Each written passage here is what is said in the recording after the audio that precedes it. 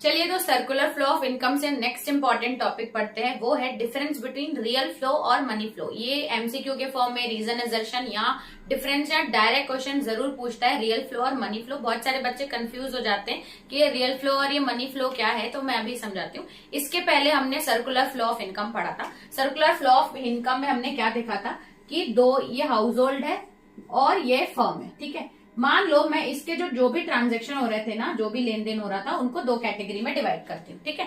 House hold क्या provide करते थे फर्म्स को? House hold factor services provide करते थे, जो लेन देन होता है फैक्टर सर्विसेज। और फैक्टर सर्विसेज के बदले फर्म उनको क्या प्रोवाइड करते थे?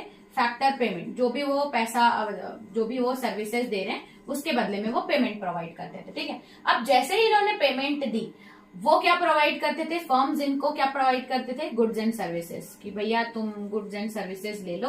और गुड फर्म हाउस होल्ड को गुड्स एंड सर्विसेज प्रोवाइड करते हैं, हाउस होल्ड फर्म्स को उसके बदले में पैसा देते हैं, जिसको हम लोग बोलते हैं कंजप्शन एक्सपेंडिचर।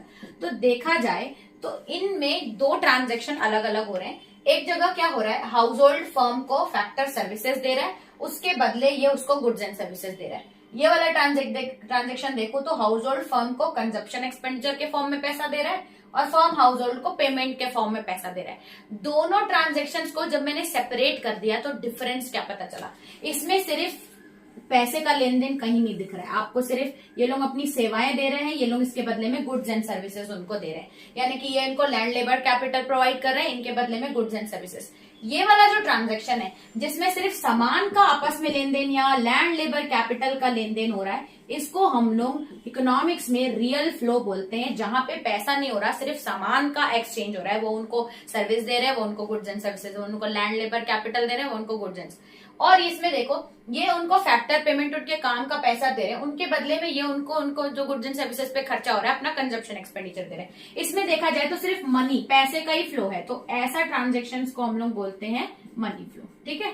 सो कंजप्शन एक्सपेंडिचर, फिर factor payment. Firms house hold को फैक्टर पेमेंट देते हैं और हाउस होल्ड फर्म्स को कंजप्शन एक्सपेंडिचर देते हैं। सिर्फ इतना ही ट्रांजेक्शन होता है। जब पैसे का फ्लो होता है सर्कुलर फ्लो ऑफ इनकम में तो उसको मनी फ्लो बोलते हैं। गुड्स एंड सर्विसेज और फैक्टर सर्विसेज का फ्लो होता है तो उसको रियल फ्लो बोलते हैं। इतना सा बस कंसेप्ट है, आपको समझना है। पैसे के फ्लो को अलग करो, गुड्स एंड सर्विसेज के फ्लो को अलग करो। अब उसका डिफरेंस आता है एग्जाम में, डिफरेंस को समझते हैं। सबसे पहले आप मीनिंग लिखोगे, तो मीनिंग में हम समझ के आए, it is the flow of goods and services between firms and house hold. Firms and house hold के बीच में जब गुड्स एंड सर्विसेज मूव कर रहे हैं तो उसको रियल फ्लो बोलेंगे। It is the flow of money का फ्लो हो रहा है फर्म्स और हाउस होल्ड, फर्म्स और हाउस होल्ड के बीच में मनी का फ्लो हो रहा है तो उसको हम लोग बोलेंगे मनी फ्लो, ठीक है। काइंड ऑफ एक्सचेंज, इसमें क्या एक्सचेंज है भैया? बहुत इजी है। इसमें तो गुड्स एंड सर्विसेज का एक्सचेंज है और इसमें मनी का एक्सचेंज हो रहा है, तो आप आसानी से लिखोगे इसमें मनी का एक्सचेंज होता है और इसमें गुड्स एंड सर्विसेज का एक्सचेंज होता है। फिर आ जाओ डिफिकल्टी क्या होती है। देखो यहाँ पे ना बार्टर एक्सचेंज का डिफिकल्टी आ जाती है, क्योंकि अगर वो आपको फैक्टर सर्विसेज दे रहे हैं तो आप उनके बदले में गुड्स एंड सर्विसेज उनकी पसंद की दे रहे हो, तो यहाँ पे पैसा है नहीं, तो जब तक सामने वाले को वो सामान चाहिए नहीं, एक्सचेंज नहीं हो पाएगा। तो ये वाले केस में वो लोग सर्विस तो दे रहे हैं, उनके बदले में गुड्स एंड सर्विसेज। अब जो वो गुड्स दे रहे हैं वो उनको चाहिए कि नहीं, ये भी एक मैटर ऑफ फैक्ट है, तो इसमें बार्टर एक्सचेंज की प्रॉब्लम आ सकती है। लेकिन जहां मनी है तो मनी में ऐसा कोई डिफिकल्टी ऑफ एक्सचेंज नहीं आता, सिर्फ पैसा दो और आगे बढ़ो। There is may be difficulty of barter exchange, factor services के बीच में जो भी ये डिफिकल्टी आ सकती है। फिर आता है अल्टरनेटिव नेम, इसको क्या बोलते हैं? इसमें क्योंकि हमको गुड्स एंड सर्विसेज फ्लो हो रहे हैं तो इसको फिस्कल फ्लो बोला जाता है, और क्योंकि इधर पैसे का फ्लो हो रहा है तो इसको नॉमिनल फ्लो बोला जाता है, ठीक है। तो मनी फ्लो को हम नॉमिनल फ्लो भी बोलते हैं और रियल फ्लो को हम फिजिकल फ्लो भी बोलते हैं। तो ये था हमारा टॉपिक जिसमें हमने जाना रियल फ्लो और मनी फ्लो के बारे में।